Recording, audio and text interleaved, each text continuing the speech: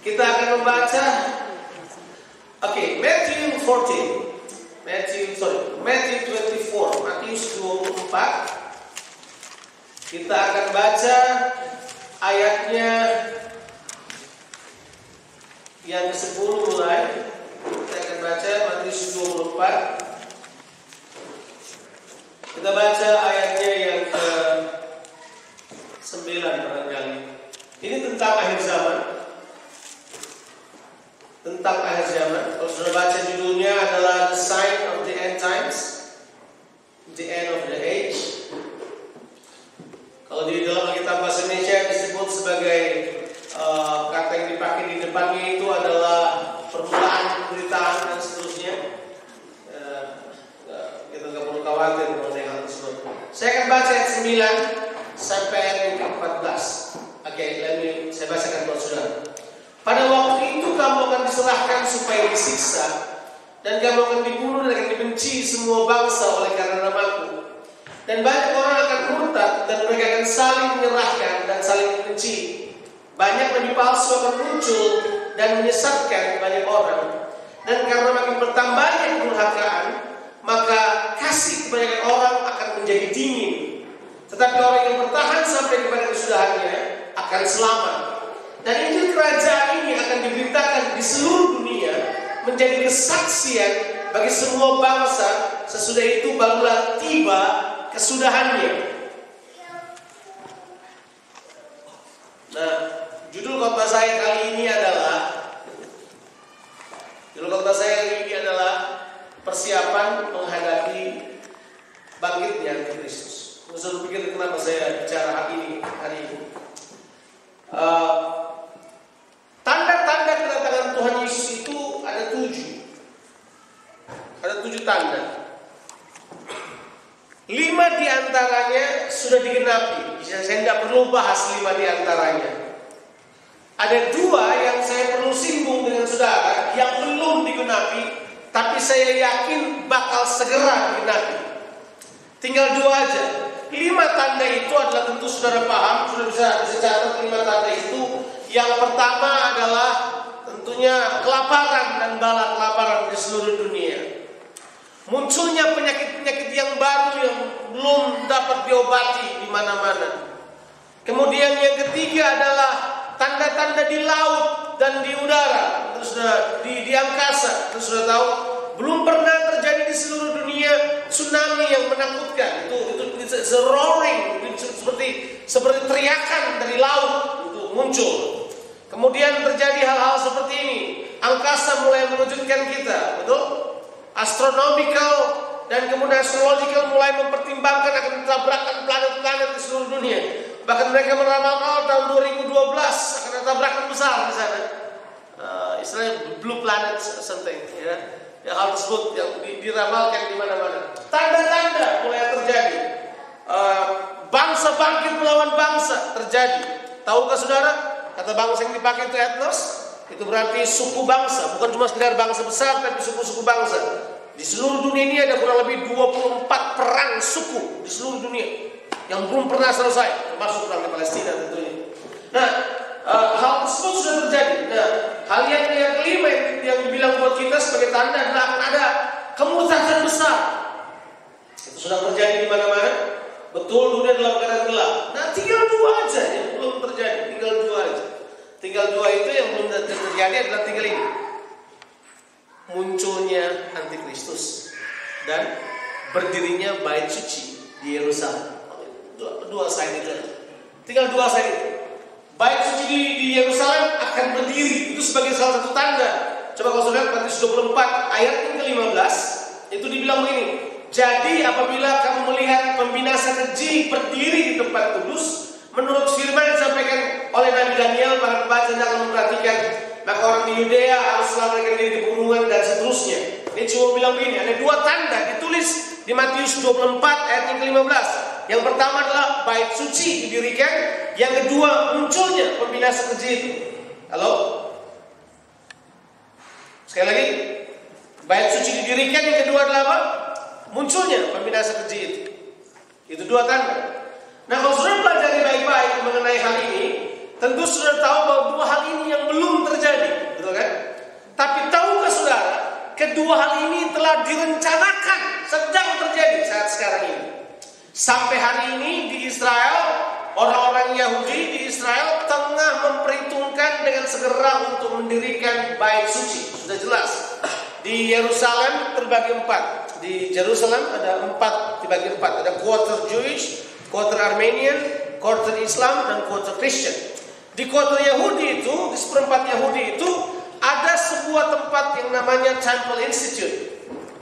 Biasanya kalau saya pergi ke Israel bawa tour, saya selalu mengupayakan diri, memaksakan diri saya untuk singgah di situ. I love to come and actually see what happens.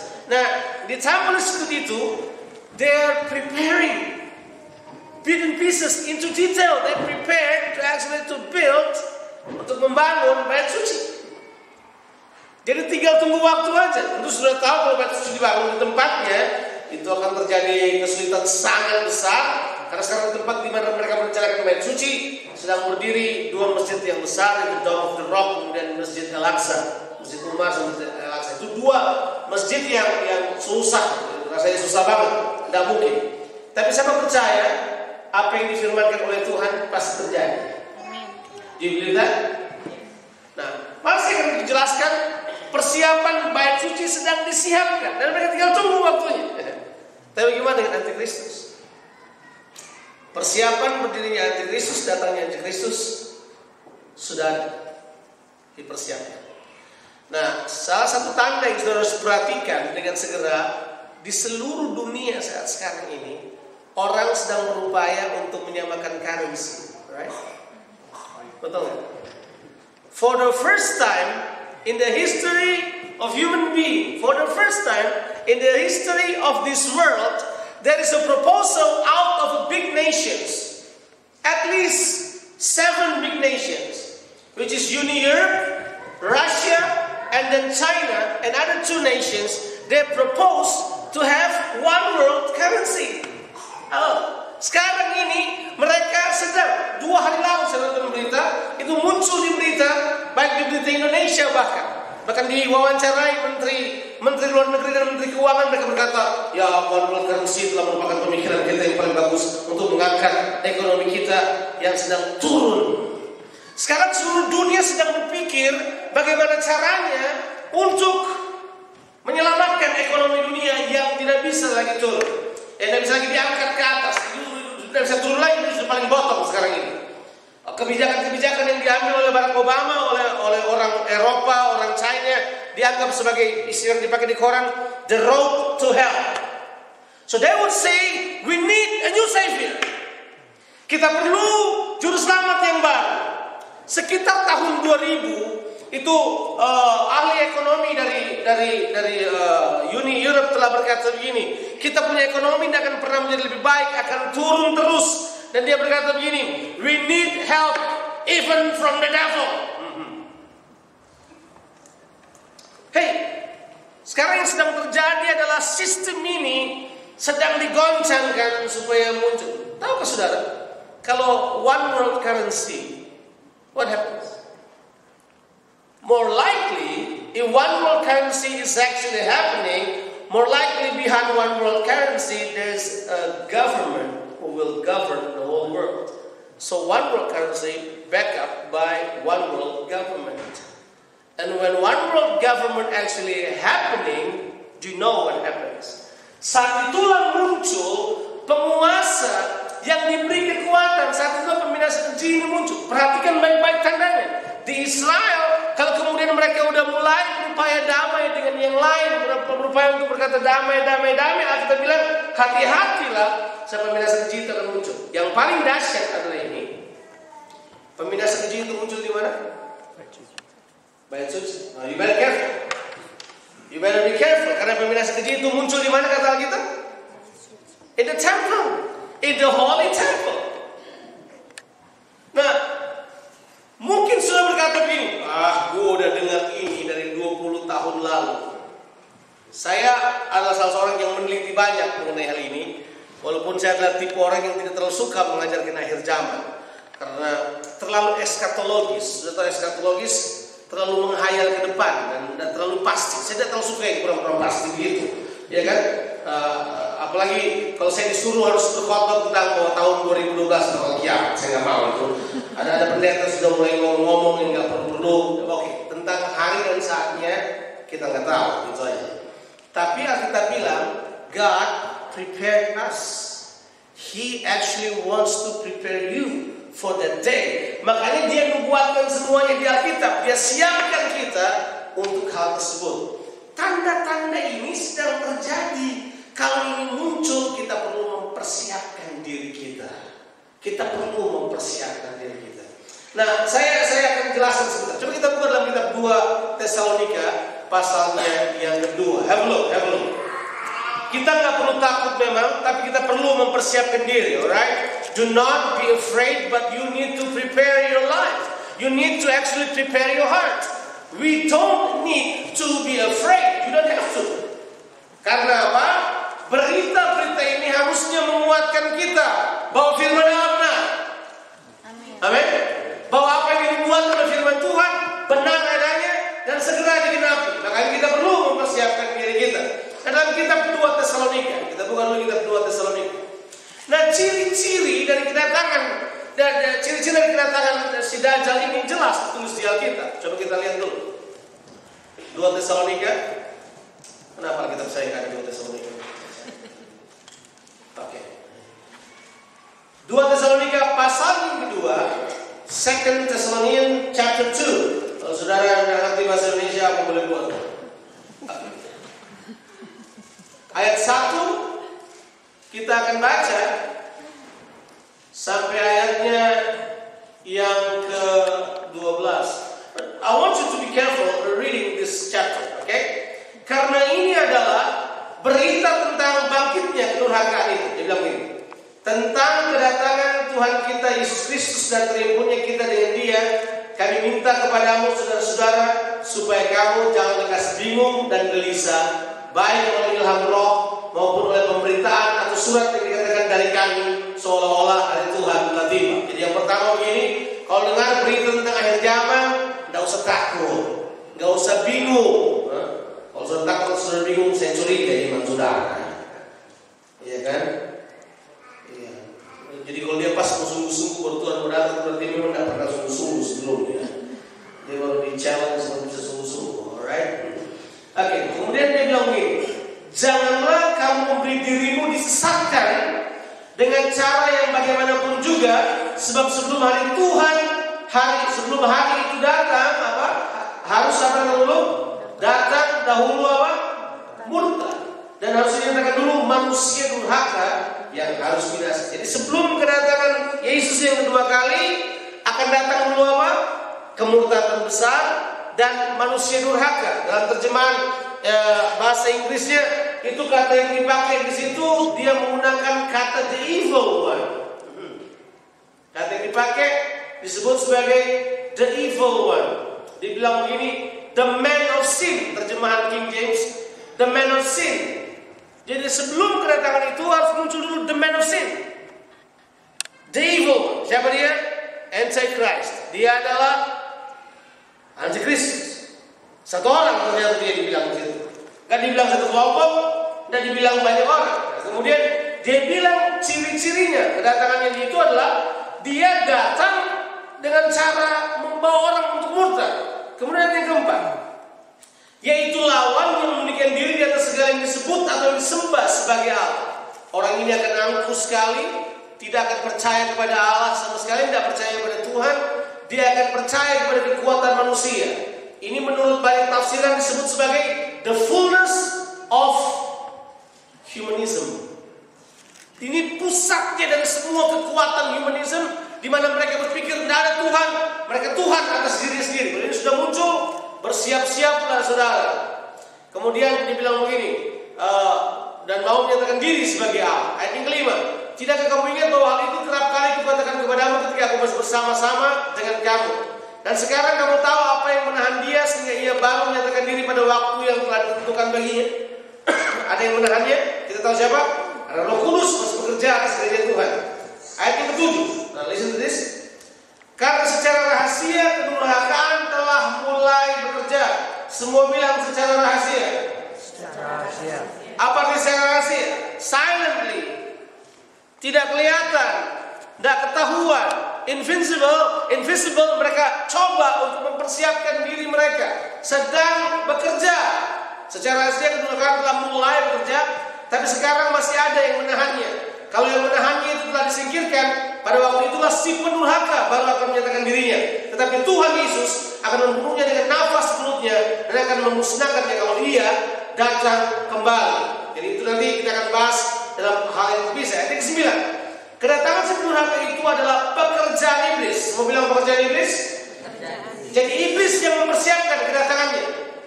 Oke? Itu dipersiapkan oleh iblis. Jadi, sudah jangan pikir bahwa di dunia ini semua bakal oke-oke aja. No, there is a movement of the devil right now around the world. Saya percaya Tuhan bekerja, tapi iblis juga bekerja. Jangan anggap remeh hal tersebut. Dan akan disertai oleh apa? Rupa-rupa perbuatan ajaib, tanda-tanda dan mujizat palsu. Dengan rupa-rupa tipu daya jahat terhadap orang-orang yang harus binasa, karena mereka tidak menerima dan mengasihi kebenaran yang dapat menyelamatkan mereka. Dan itulah sebabnya Allah mendatangkan kesesatan atas mereka, yang menyebabkan mereka percaya akan dusta, lalu dihukum semua orang yang tidak percaya akan kebenaran dan yang suka kejahatan. Jadi ciri adalah dusta. Cirinya adalah dusta. Artinya sekarang saatnya begini. The people of God have to learn, have to be strong in the truth of God. Umat Tuhan harus belajar dan harus kuat di dalam kebenaran firman Tuhan. Sebab kalau kita tidak kuat dalam kebenaran firman Tuhan, Alkitab bilang dia akan sesatkan kita.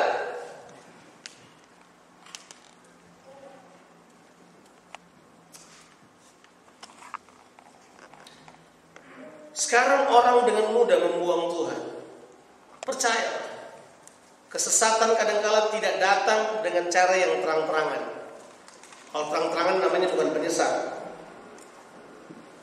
Kesesatan selalu datang dengan cara yang apa?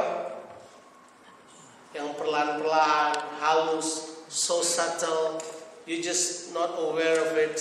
Datang tiba-tiba, kuasai cara berpikir saudara, and then suddenly you just lost. That's it. Begitu caranya kesesatan datang. Makanya ini, persiapkan diri saudara, karena kedatangannya akan seperti itu. Dia datang dengan kesesatan. Itu prinsip yang pertama. Cirinya adalah penyesatan. Makanya kuatlah dalam firman Tuhan. Kuatlah dalam firman Tuhan. You know what? Kadang-kadang kita cuma kuat dalam tradisi, tapi kurang kuat dalam kebenaran firman Tuhan.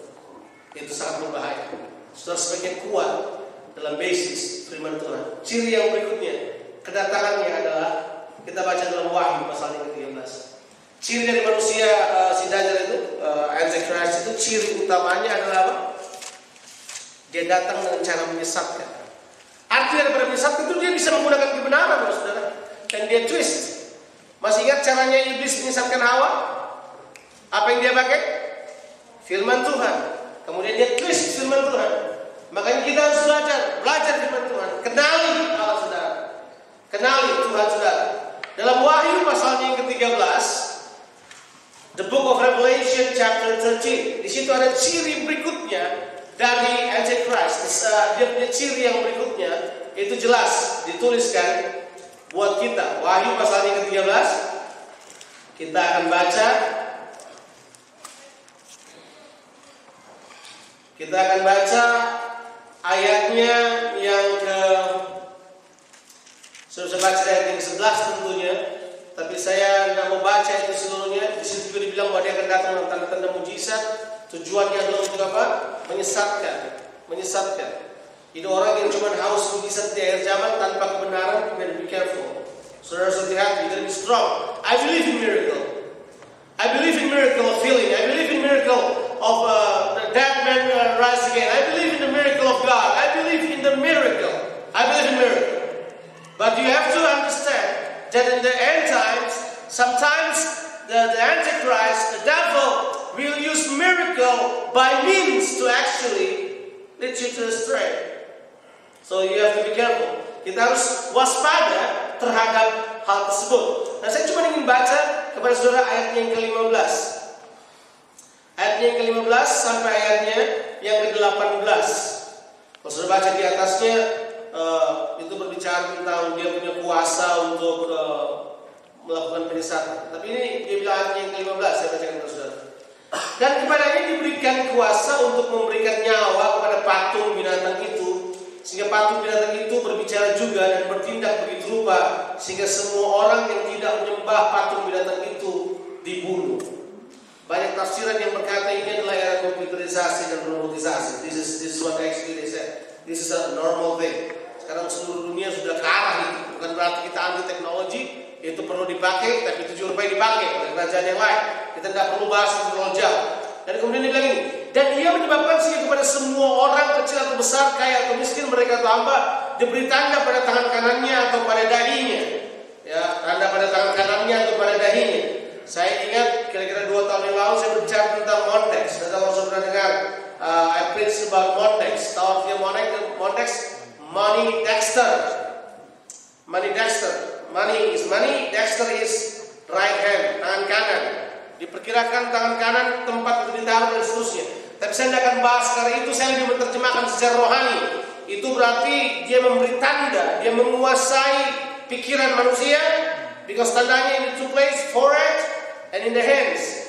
Ya, jadi forehead bicara pikiran, your minds, and the hands is the work. Jadi si antikristus menguasai cara berpikir manusia dan cara kerja manusia, aktivitas mereka dia kuasai. Saya tidak bahas itu lebih jauh. Tapi dia bilang begini, dia bilang seperti ini. Tanda itu diberikan sehingga tidak seorang pun dapat membeli atau berbelanja. Dengan kata lain dia menguasai apa? Economy of the world. So the second sign is this, that Antichrist will actually rules the world economic system. Dia akan kuasai seluruh sistem ekonomi di dunia ini. Nah, makanya kita harus mengerti prinsip ini, bahwa kalau saudara terlalu cinta uang, waspadalah saudara. Sebab kalau sistem ini berlaku, nanti kita akan bela apa saja untuk dapat hal tersebut. Saya nggak bilang bahwa kita nggak boleh, ada pendeta yang udah terlalu ekstrim, nggak boleh pakai kredit card lah, nggak boleh ini. No. Use your credit card wisely.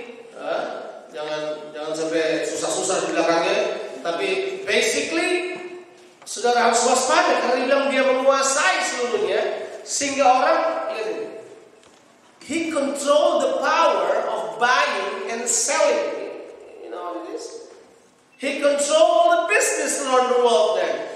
He control the power of buying and selling. Karena ini kecil besar tua muda tidak bisa membeli, tidak bisa berbelanja kecuali punya tanda, punya mark dari manusia itu. Kemudian dia bilang begini buat kita. Yang penting di sini ialah hikmat. Barang siapa bijaksana, baiklah yang menghitung bilangan binatang itu, karena bilangan itu adalah bilangan seorang apa? Manusia. So the Bible clearly stated that Antichrist is a person of a man. It's a human being. It's not a system. It's not a group of people, but is a man. Bilangan dari apa? Seorang manusia. Dan dibilang numbernya dan bilangannya ialah 666. Ya sudah nggak perlu pusing dengan angka itu. Ada yang takut angka 6. Satu kali teman saya dapat nomor di Jakarta. Nomornya begini, 0811 144 666. Saya nggak mau nomornya dijual nomornya.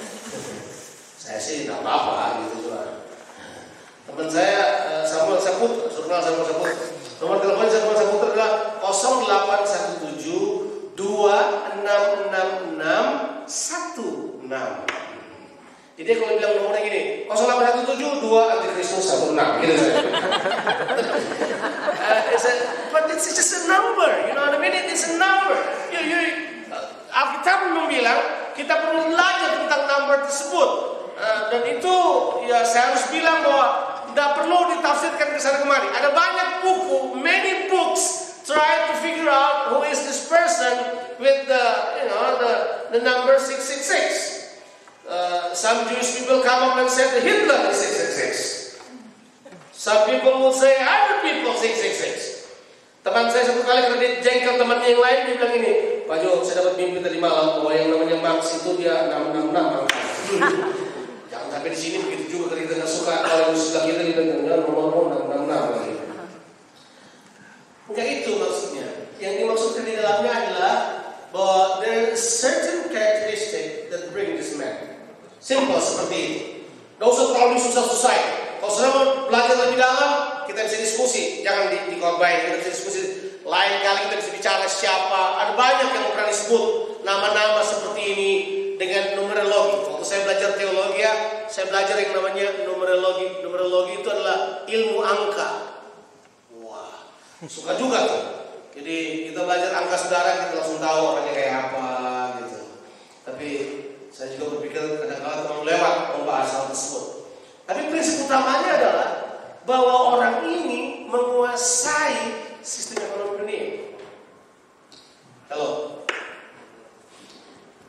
Sekarang bagaimana sikap kita? Menurut saudara siapa yang bakal selamatkan sistem ekonomi dunia? Siapa? Menurut saudara? Who actually come and help the economical global system of economical? Who will come and help in this kind of situation? Di mana-mana orang lagi cari, tolong siapapun harus tolong ini. Nah, saya yakin pada saat seperti inilah firman Tuhan bakal digenapi. Tapi untuk kita nggak usah takut. Nah, sekarang bagaimana sikap kita mengenai semuanya ini? Masih ada tanda-tanda yang lain yang saya bisa tunjukkan kepada saudara. Tapi saya lebih bagus cerita bagaimana sebaiknya kita bersikap. Bagaimana sebaiknya kita bersikap, oke? Kita mau belajar bagaimana caranya sebaiknya kita bersikap.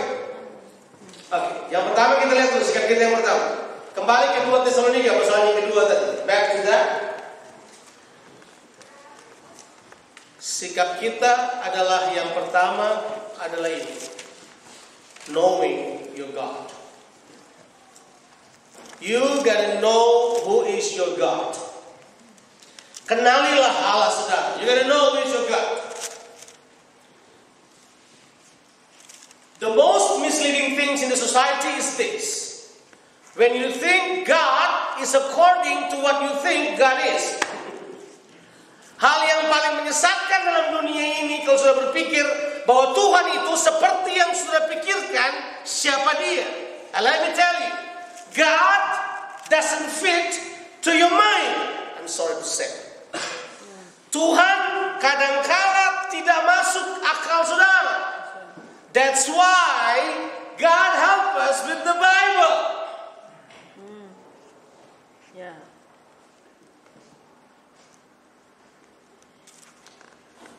Ada orang berpikir bahwa Tuhan itu seenaknya.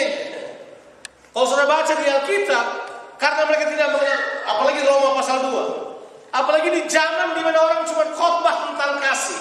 Saya adalah pendeta yang penuh kasih karunia. Saya adalah orang yang suka berkhotbah tentang kasih karunia. I love to preach about love, you know. Love, God loves us, you know. God loves us. No matter what have you done in your past, God still loves you. I love to preach that all the time. Dan kalau orang berbuat salah, saya berkata, ya, dia salah. Tapi Tuhan tetap memintai walaupun dia bersalah. I love to preach that. Tapi Paul, Rasul Paulus ingatkan kita. He reminds the church in Rome, this is what he said. You have to be careful that our God is a loving God, but He's also a just God. He's loving and just. He's not only loving God, He also a just God. Dia adalah Tuhan, bukan cuma Dia mengasihi, tapi Dia juga apa? Adil. Orang akan dihakimi menurut perbuatannya. Halo. So you gotta know your God. Kadang-kala kita pikir Tuhan kita suka main-main dengan dosa. Makanya kita juga main-main dengan dosa. Dan kita datang-datang kepada Tuhan sambil berkata gini, Tuhan, saya baru berdosa, tapi Kau kan Maha Pengampun. Gila aja udah mati 2000 tahun yang lalu, masa mau mati lagi. Udah deh, beres deh, saya minta ampun sekarang. Besok saya buat lagi, but today clear deal, you know. You died for me, so it's fun, you know. Hey, come on. Alkitab berkata begini, don't try to tempt God. Read your Bible. Baca kitab saudara dalam 1 Korintus pasalnya yang ke-10, sudah bisa baca di dalamnya bahwa bangsa Israel mati di padang belantara karena mereka mencobai Tuhan. They tried to tempt Christ. Mereka coba tes Tuhan. Gak ada orang yang mencobai Tuhan dan luput. Percaya baca Alkitab sudah baik-baik. Orang yang mencobai Tuhan tuh kayak gini. Memang dosa salah sih, tapi kita buat aja. Kita mau tahu sampai di mana Tuhan mengasihi kita. That's right. Alkitab bilang begini. In the end time, only people who know their God shall be strong and do exploits. That's what the Bible says. Dalam kitab Daniel pasal yang ke-11 ayat yang ke-31 dan 32, ketika penyesatan datang, antikristus datang, musuh itu datang, dia hancurkan keyakinan orang. Alkitab bilang begini, hanya umat yang mengenal Allahnya akan kuat dan bertindak. And people who know their God shall be strong and do exploits. Makanya saudara, kenali Allah saudara. Sebab siapa yang mengasihi Tuhan, dia dikenal oleh Allah. Kalau kita mengenal Tuhan, Tuhan pasti kenal kita dong. Amin.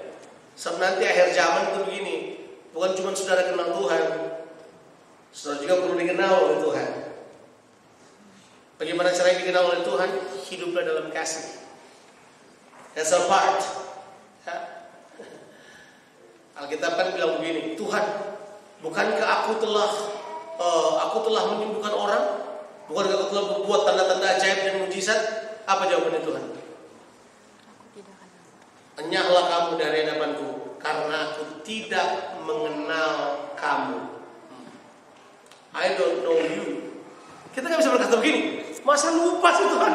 Yonatan ini, gak tahu ya? Ini pengkhotbah.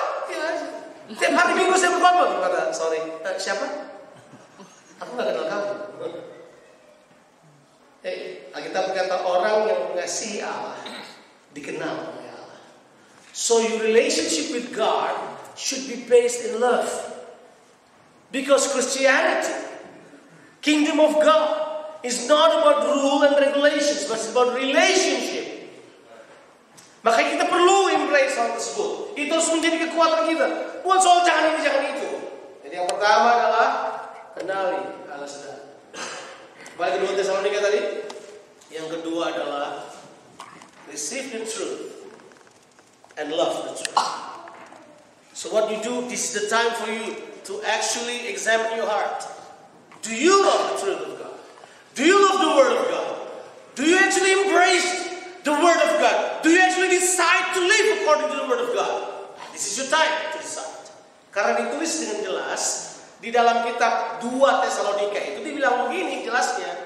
Orang yang tersesat itu karena mereka menolak untuk mengasihi firman Allah. Coba kita lihat ayat tersebut. 2 Tesalonika pasal yang kedua. Kita baca ayat yang ke-9 mulai. Ayatnya yang ke berapa?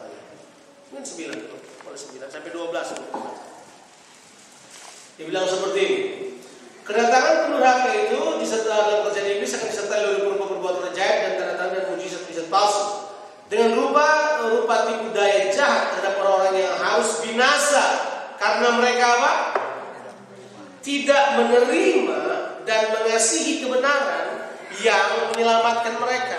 Time and time again, I always encourage people to love the truth, love the Bible, love the Word of God, live in it. You know what I mean? Just do what the Bible wants you to do.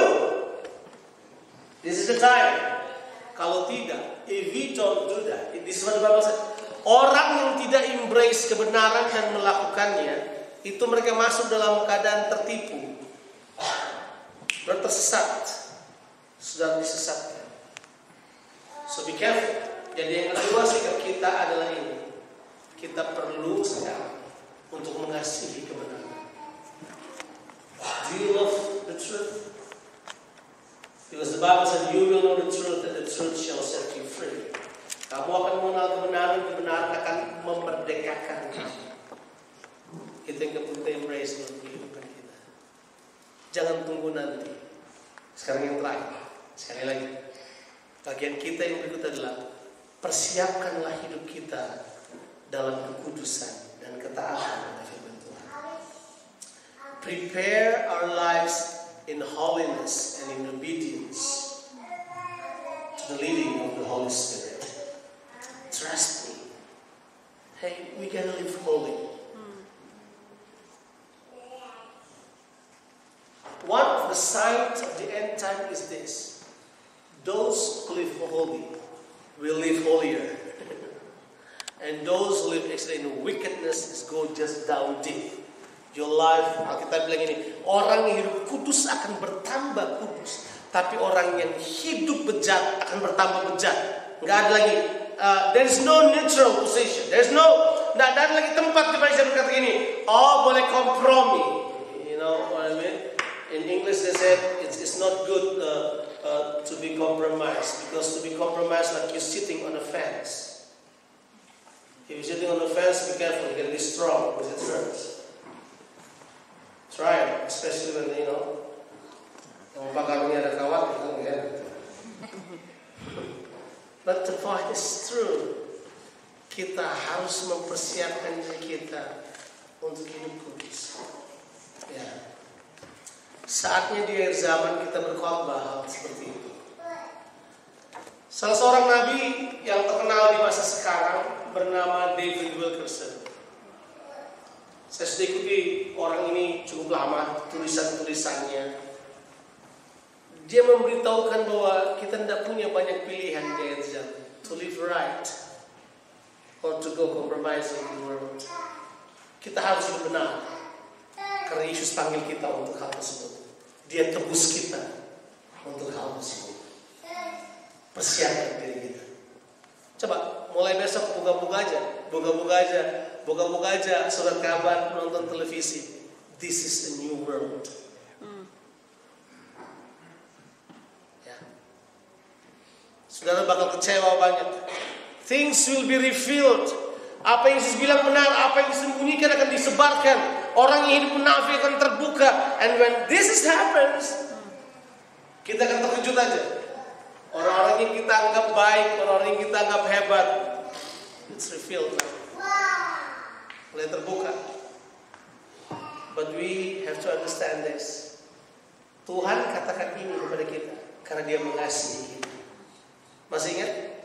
God prepares once through promise. Second, through warning. Tuhan mempersiapkan kita yang pertama lewat janji-janjinya, tapi yang kedua Dia persiapkan kita lewat apa? Peringatan supaya kita mempersiapkan diri kita. Tuhan mengasihi saudara. Dia sangat mengasihi kita. Saya akan akhiri dengan mengatakan hal ini. Kalau kita hidup seperti itu, itulah tujuan dari Injil. Saya akan akhiri dengan mengatakan ini. Benar di Matius 24 ayat ke-14. Dan Injil kerajaan ini akan diberitakan kepada segala bangsa. Menjadi kesaksian. Barulah datang kesudahannya. Betul kan? This is what I learned. According to Bible Society International, this is what they said. The whole world now have listened to the gospel at least once. Sudah, seluruh dunia, manusia kurang lebih 6 miliar orang telah mendengar Injil. Sudah, ini menurut Bible Society. Banyak yang bilang dia belum dengar, tapi basically it's been preached. Udah disampaikan. They know what the Bible says about the gospel of the kingdom. But the problem is this, that the gospel of the kingdom has not yet been a testimony to the whole world. Alkitab bilang kita memang perlu memberitakan Injil, tapi Injil itu harus menjadi Injil kerajaan kesaksian. Injil kesaksian. Dia bukan cuma diberitakan, tapi dia harus menjadi kesaksian. Dan Injil kerajaan ini akan diberitakan ke seluruh dunia. Apa? Untuk menjadi apa? Jadi saksi bagi segala bangsa. Barulah tiba kesudahannya. Cara terbaik untuk mempercepat kedatangan Tuhan adalah ini. Jadilah orang-orang yang menyaksikan kebenaran Injil itu. We are the testimony. Kita ini kesaksian dari Injil itu. Kita menjadi saksi dari Injil itu.